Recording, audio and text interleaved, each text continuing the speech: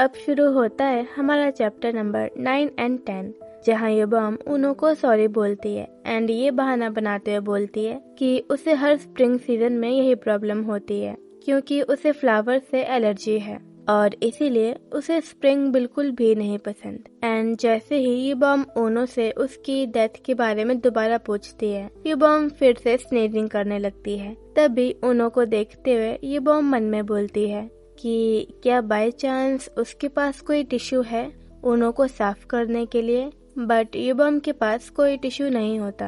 And इसीलिए युबाम अपना sweater उतारती है एंड ऊनो का फेस साफ करने लगती है, बट ऊनो थोड़ा सा शर्मा जाता है और पीछे हट जाता है एंड बोलता है कि वो ठीक है एंड युबाम को इतना सब कुछ करने की कोई जरूरत नहीं है। युबाम ऊनो के पास आते हुए बोलती है कि वो ऐसे प्रिटेंड कर तो रहा है कि वो ठीक है, लेकिन मैं जानती हूँ कि तुम ठीक नहीं हो। एंड अचानक से युबाम को रियलाइज होता है कि वो ऊनो के बहुत क्लोज आ गई है एंड एम्बैरेसमेंट में युबाम ऊनो को अपने स्वेटर से मारती है और वहाँ से भागकर आ जाती है। देन सीन शिफ्ट होता है ऊनो पर, जो युबाम को जाते हुए देख रहा होता है। इसके बाद हम अगले सीन में देखते हैं कि युबाम वॉशरूम में एक मिरर के सामने खड़ी हुई होती है और खुद से बातें करते हुए बोल रही होती है, क्या ये सब सिर्फ एक सपना ही है? हाँ, ये पक्का सपना ही होगा, लेकिन अगर ये सपना है तो मैं इससे बाहर कब आऊंगी? मैं जागूंगी कब? युबाम चिल्लाते हुए आगे बोलती है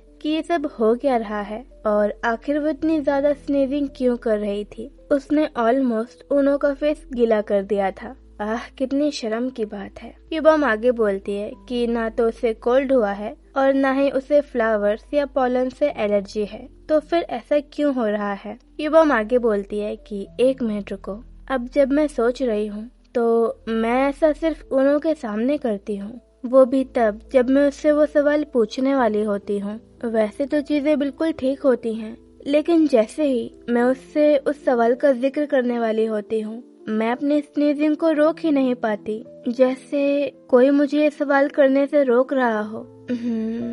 वो कौन होगा? एंड तभी युबाम को उस बच्चे का चेहरा याद आ जाता है जिससे वो पास्ट में आने से पहले मिले थी।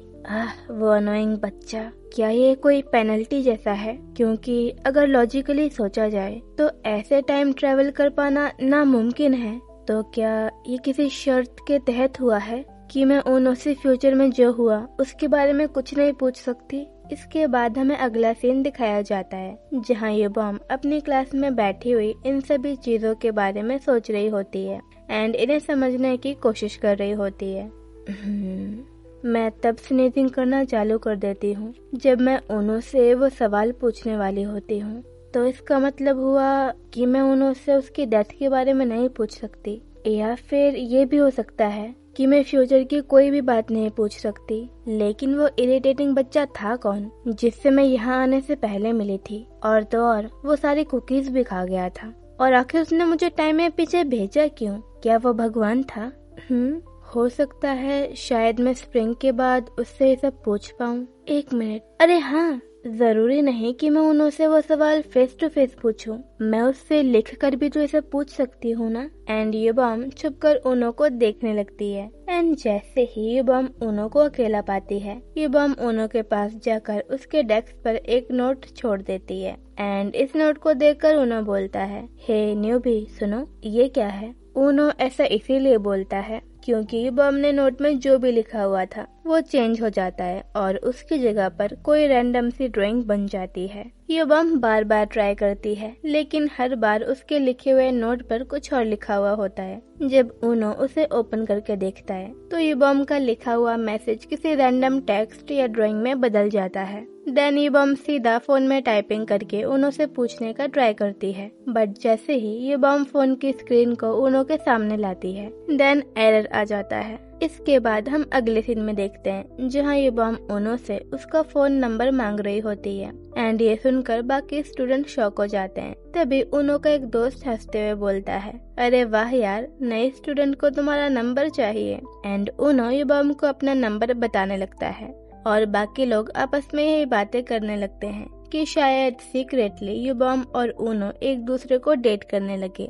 इसके बाद हमें अगले दिन का सीन दिखाया जाता है जहाँ युबम स्कूल जाते हुए यही सब सोच रही होती है कि क्या उसे उनो को मैसेज करके वो सवाल पूछ लेना चाहिए, लेकिन क्या हो अगर फिर से उसका मैसेज किसी अजीब चीज में बदल जाए। उनो उसके बारे में क्या सोचने लगेगा कि वो पागल हो गई है। एंड युबम सोचने लगती है कि काश उसने सियोल ब्योम चोई से और डिटेल्स पूछ ली होती कि उन्होंने ऐसा क्यों, कब और कैसे किया था। सियोल ब्योम चोई उनो का दोस्त था तो उसे पक्का कुछ ना कुछ तो पता होगा ही कि उन्होंने सब क्यों किया था। देन हम अगले सीन में देखते हैं जहाँ युबम अपनी क्लास के बाहर खड़ी हुई होती है एंड क्लास में जाने वाली होती है एंड मन में बोल रही होती है, नहीं, अगर मैं दोबारा से 25 साल वाली युबम बन जाऊं मैं तब भी सियोल ब्योम चोई से कुछ नहीं पूछूंगी, क्योंकि मैं जानती हूँ कि सियोल ब्योम चोई मुझसे कितनी ज्यादा नफरत करता था। एंड तभी युबम को अपने पीछे से किसी की आवाज आती है,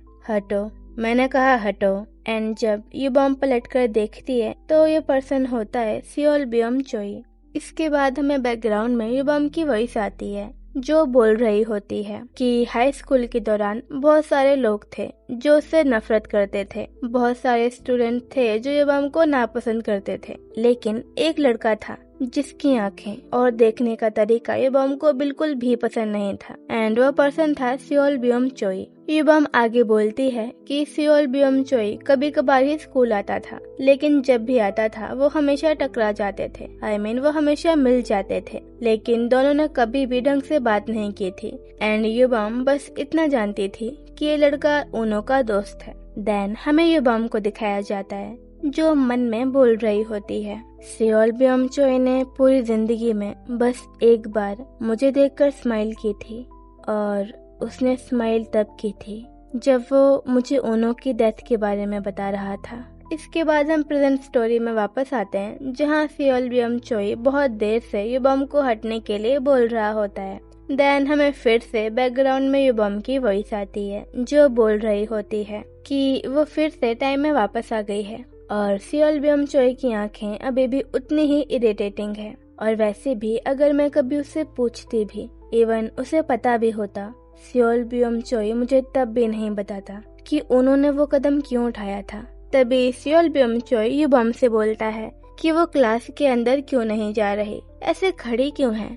युबम शांत रहती है एंड कुछ नहीं बोलती। तभी सामने से उनो आता है और बोलता है, हे गाइस, तुम दोनों आज लेट हो। उनो को देखकर सियोल ब्योम चोई उनो के पास भागकर जाता है और बोलता है, हे उनो, चलो कुछ खाने चलें। उनो बोलता है कि क्या उसे इतनी जल्दी भूख लग गई। सियोल ब्योम चोई बोलता है कि हाँ, उसे सच में भूख लग गई। एंड दोनों वहाँ से जाने लगते हैं। तभी युबम उनो से बोलती है, हे उनो, सुनो, क्या हम कुछ बात कर सकते हैं, मुझे तुमसे कुछ बात करनी है। तभी सियोल ब्योम चोई बोलता है, हाँ, ये लड़की कौन है उनो। सियोल ब्योम चोई का रिप्लाई देते हुए उनो बोलता है कि ये ट्रांसफर स्टूडेंट है, कल ही इसका ट्रांसफर हुआ है। एंड उनो युबम से बोलता है कि क्या हम बाद में बात कर सकते हैं युबम। युबम बोलती है, क्यों, क्या इसीलिए क्योंकि मैंने स्नीजिंग कर करके तुम्हारा चेहरा गीला कर दिया था। एंड ये सुनकर सियोल ब्योम चोई शॉक हो जाता है, क्या, व्हाट द हेल। तभी उनो बोलता है, अरे नहीं युबम, ऐसा कुछ नहीं है। युबम बोलती है, तो फिर क्यों। एंड तभी बेल लग जाती है एंड बेल की आवाज सुनकर युबम बोलती है, अच्छा इसीलिए। उनो बोलता है, हाँ, चलो अब क्लास में चलते हैं युबम। इसके बाद हमें अगला सीन दिखाया जाता है जहाँ सब लोग क्लास में होते हैं और सारे स्टूडेंट सियोल ब्योम चोई को देखकर बोल रहे होते हैं कि वो कितने दिनों बाद स्कूल आया है, आखिर क्यों, क्या उसे मजा आया छुट्टियां करके।